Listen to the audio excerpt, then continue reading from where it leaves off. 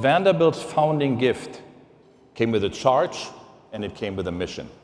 That this, our university, would from its very inception contribute to strengthening the ties which should exist between all sections of our common country.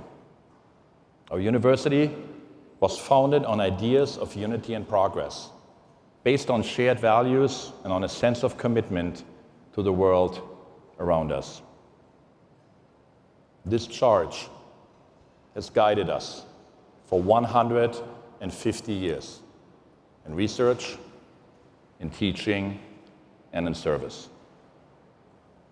For this is the essence of philanthropy. It is not merely giving.